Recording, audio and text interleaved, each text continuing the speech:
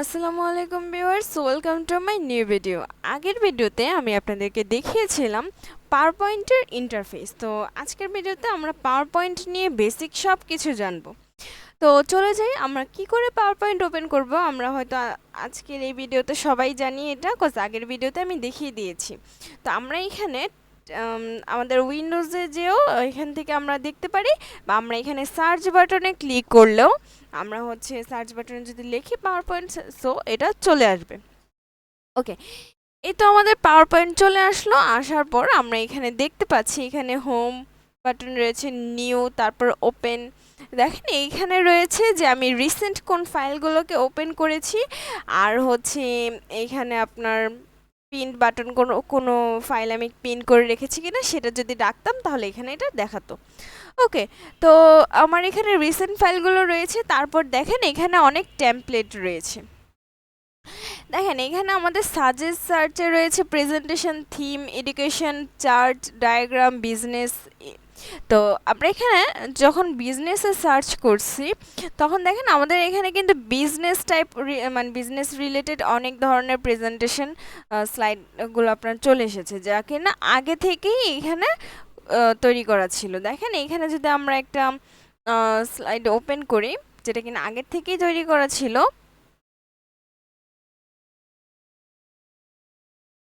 এই যে দেখেন এই টেমপ্লেটটা আমি এখানে এখন ওপেন করব। একটু টাইম নিচ্ছে।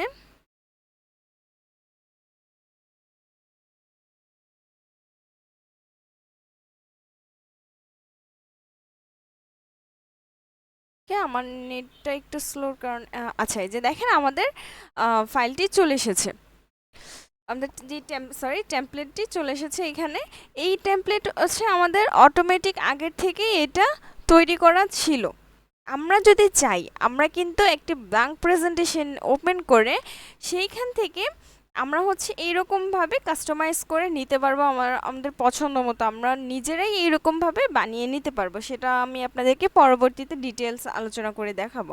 দেখেন এইখানে আপনারা চাইলে এগুলো এডিট করে দিতে পারেন। এখান থেকে আপনারা চাইলে যে কোনো কিছু দিয়ে দিতে পারবেন। আমি এখান থেকে ডিজিটাল আইটি দিয়ে দিলাম। ওকে, এখানে দেখেন আপনি এরকমভাবে সব কিছু আপনি চাইলে এই পিকচারগুলোকে, এই যে যে ডিজাইনগুলো রয়েছে সেগুলো আপনি চাইলে আপনার পছন্দ মতো কাস্টমাইজ করে নিতে পারবেন।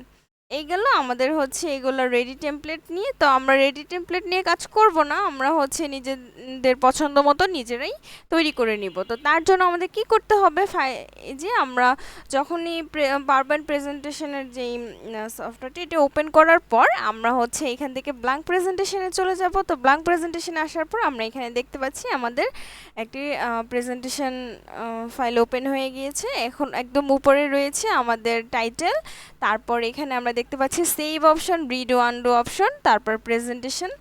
আর এই সাইডে আমরা দেখতে পাচ্ছি আমাদের মিনিমাইজ ম্যাক্সিমাইজের অপশন রয়েছে, আর ক্রস বাটনটি রয়েছে। ওকে, তো আর আমরা এখান থেকে ফাইল অপশন, আর তারপর এখানে আমরা ট্যাব দেখতে পাচ্ছি, হোম ট্যাব, ইনসার্ট, আর সবগুলো ট্যাবের আন্ডারে আমরা আবার আলাদা আলাদা রিবনও দেখতে পাচ্ছি। ওকে, তারপর আমরা এখান থেকে আমাদের পছন্দ মতো আমাদের যেই স্লাইডটি রয়েছে সেই স্লাইডটিকে বানিয়ে নিতে পারবো। এখানেও আমরা অনেকগুলো ডিজাইন দেখতে পাচ্ছি। এই যে দেখেন আলাদা আলাদা ডিজাইন চুজ করলে আলাদা আলাদা ডিজাইন আসতেছে। এখান থেকে আমরা নিজেরা কাস্টমাইজ করে নিতে পারবো, নিজেদের পছন্দ মতো করে আমরা এগুলোকে বানিয়ে নিতে পারবো। ওকে, তো তারপর আমরা এখান থেকে দেখি আমরা এখানে বানিয়ে নিলাম। তারপর আমরা এখানে পছন্দ মতো আমাদের যা খুশি লিখতে পারবো। দেখেন এখানে টাইটেলের একটি অপশন ছিল, তারপর এখানে সাবটাইটেল রয়েছে।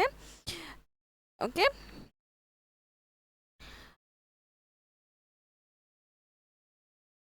তো আমাদের ফার্স্ট পেজটি এটি রেডি হয়ে গেল। তারপর দেখেন আমরা চাইলে এখানে আরও নতুন স্লাইড ওপেন করতে পারি। এখান থেকে আমরা নিউ স্লাইড নিতে পারি, বা আমরা ইনসার্ট, এখান থেকে আমরা আসার পর এই যে হোমে আসার পর, হোম ট্যাবে আসার পর আমরা এখানে নিউ স্লাইড নিয়ে এখানে কিন্তু অনেক ধরনের স্লাইড রয়েছে যা আমরা ইউজ করতে পারবো। ঠিক আছে, এখানে আম, দেখেন এইটা হচ্ছে আপনার কম্পেয়ার করার জন্য। এখানে আমরা চাইলে টেবিল ইনসার্ট করতে পারবো, চার্ট, তারপর হচ্ছে এখানে গ্রাফিক্স এক্সেট্রা, আপনারা যেভাবে চান এইভাবে এখান থেকে করতে পারবেন। তারপর আপনারা দেখেন এখানে আপনি চাইলে নোট অ্যাড করতে পারবেন। এখানে রয়েছে জুমের একটি অপশন। তারপরে এখান থেকে চাইলেও আপনি স্লাইড শো করতে পারবেন। ওকে, তো এই ছিল আমাদের বেসিক সব আলোচনা পাওয়ার পয়েন্ট নিয়ে। পরবর্তী ভিডিওতে আমরা ডিটেলস আলোচনা করব সব কিছু নিয়ে। আজকের ভিডিও এই পর্যন্তই। আসসালামু আলাইকুম।